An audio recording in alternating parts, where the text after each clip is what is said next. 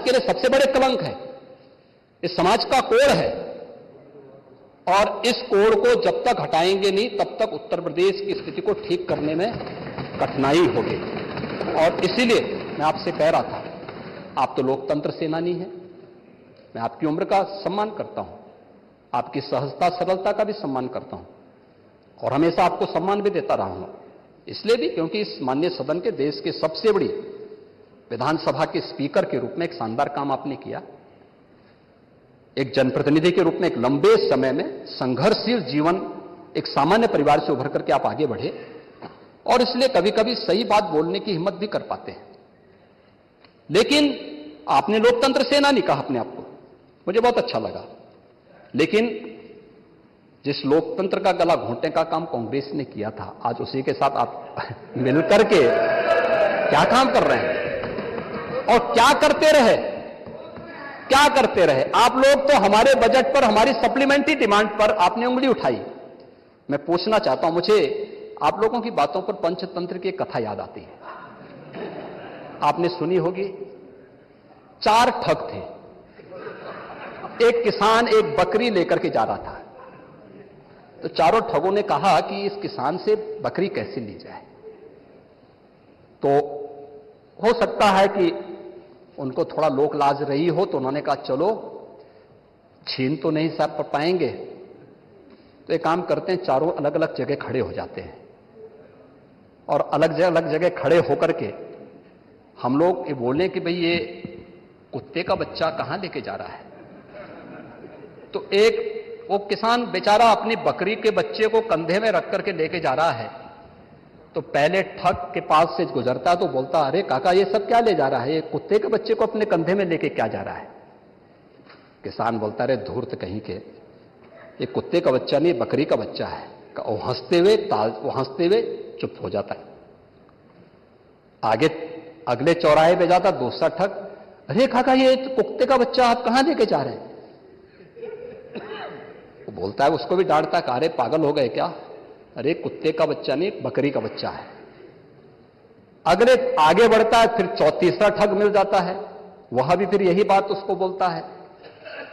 चौथे ठग ने भी कहा तो किसान को विश्वास हो गया, उसको लगा कि भोला भाला किसान, अन्नदाता किसान, मेहनती किसान, उसको विश्वास हो गया, यार एक व्यक्ति झूठ बोलेगा, लगता है कि मेरी दृष्टि दोष ही मुझे हो गया है, लगता है ये कुत्ते का बच्चा ही है, उसने फेंक दिया उसको। चारों ठगों का काम पूरा हो गया, और चुनाव में खटाखट 1 लाख का बॉन्ड, 1 लाख का बॉन्ड कहां गया, कहां गया 1 लाख का बॉन्ड,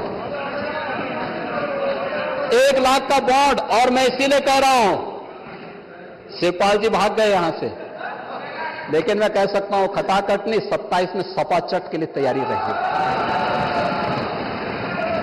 27 में सपाचट। 1 लाख बॉन्ड के लिए हम लोग भी मांगेंगे हिसाब, 1 लाख का बॉन्ड कहां गया। और मैं तो आप सबसे कहूंगा, एक बार जाइए जनता जनार्दन के सामने, पूछिए उनको कि भाई 1 लाख का हिसाब मांगे इन लोगों से, पैसा गया कहां, कौन खा गया, खाने वाले लोग कौन है 1 लाख का।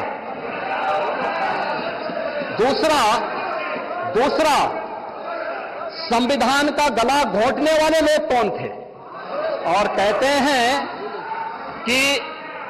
हैं कि मोदी जी तीसरी बार आएंगे तो संविधान समाप्त कर देंगे। मोदी जी तो 10 वर्षों से हैं। बाबा साहब भीमराव अंबेडकर जी का जितना सम्मान मोदी जी ने किया, पंच तीर्थों का निर्माण किया,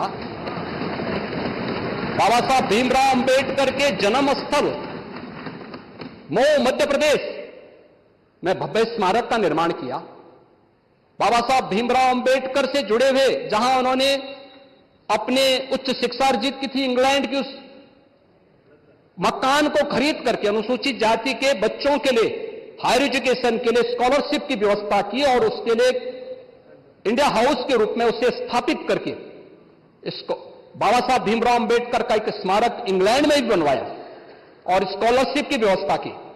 ये मोदी जी के कारण हुआ।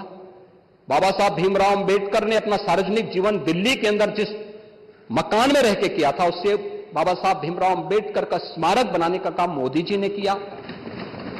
बाबा साहब भीमराव अंबेडकर ने सामाजिक व्यवस्था के खिलाफ बौद्ध धर्म यानी दीक्षा जहां नागपुर में जिस स्थल पर ली थी, उसे भव्य स्मारक बनाने का काम मोदी जी ने किया। बाबा साहब भीमराव अंबेडकर की चैत्य भूमि मुंबई को भव्य स्मारक के रूप में स्थापित करने का काम मोदी जी ने और भारतीय जनता पार्टी की महाराष्ट्र की सरकार ने किया। मोदी जी को आप यहां पे मोदी जी के बारे में गलत सूचनाएं देते रहे और बाबा साहब भीमराव अंबेडकर को हराने वाली कांग्रेस आज जनता को गुमराह करने में सफल हो गई है। वही पंचतंत्र की कथा मुझे याद आ गई। आरक्षण समाप्त कर देंगे। आरक्षण, मैंने तो आपके सामने एक झलक प्रस्तुत की। आपके समय ओबीसी के जितने छात्रों की, समाजवादी पार्टी के समय जितने भी नियुक्तियां हुई हैं, 27% भी उसमें आरक्षण नहीं मिला है। 27% भी, किसी भी नौकरी को आप उठा करके देख लीजिए, मैं दावे के साथ कहता हूं 27% भी ओबीसी के छात्रों को नौकरी नहीं मिली। पिक एंड चूज होता था। क्या ये सच नहीं? आज जिस तहसीलों की आप बात कर रहे हैं, यहां पर भतीजा और चाचा की एंड कंपनी वसूली के निकली थी और लेखपालों की तैनाती उस आधार पर हुई थी। आज तो नहीं है। आज तो हमने 5,500 लेखपालों की तैनाती दी है। एक भी जगह कोई उंगली नहीं उठा सकता, कोई नहीं उठा सकता। जब ये नौजवान जाएंगे एक ट्रांसपेरेंट। हमसे जुड़े रहने के लिए हमारे YouTube चैनल को सब्सक्राइब करें और नई वीडियो की नोटिफिकेशन के लिए बेल आइकॉन को दबाएं। अगर आप ये वीडियो Facebook पर देख रहे हैं तो लाइक जरूर करें और ज्यादा से ज्यादा शेयर करें। धन्यवाद।